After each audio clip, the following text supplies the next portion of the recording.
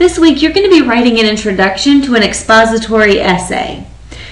Now, your introduction should have two parts. It should have an opener that grabs your reader and makes them want to keep reading. It interests them in what you have to say. And then you should have a thesis statement, which is a fancy way of saying a main idea sentence. Now, the introduction only needs to be 2 sentences long, but it can be longer. Let's look at an example. Now, this is an example of an introduction to an expository essay written by a good friend of mine, Mrs. Shaw. Now, Mrs. Shaw has a daughter named Allison, and recently Allison brought home a brand new puppy named Akira, and this is an essay that Mrs. Shaw wrote about Akira. Now, if you look at this introduction, the opener is written in red, and the thesis statement is written in blue. Last spring, my daughter Allison called to tell me I was going to be a grandmother.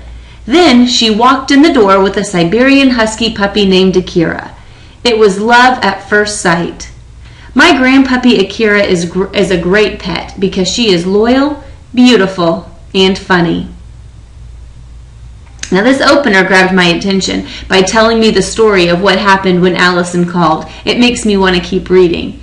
And this thesis statement lets me know that this essay is going to be about Akira. It's going to describe how she is loyal, beautiful, and funny.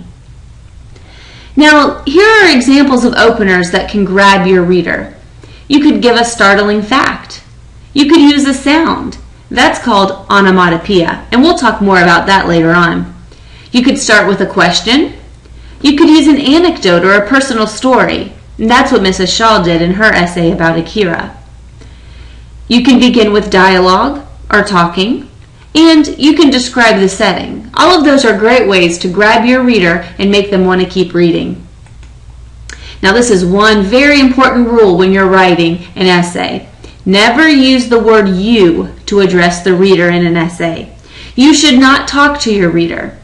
Don't write, I'm going to tell you why my grandpuppy Akira is a great pet. She is loyal, beautiful, and funny. Instead, write something like this. My grandpuppy Akira is a great pet because she is loyal, beautiful, and funny. They give me the same information, but this last one, the second one, is much better and will make your reader want to keep reading. Now it's your turn to write an introduction. Remember to follow these rules. You only have to have 2 sentences, but you can have more. And make sure you use an opener to grab your reader's attention.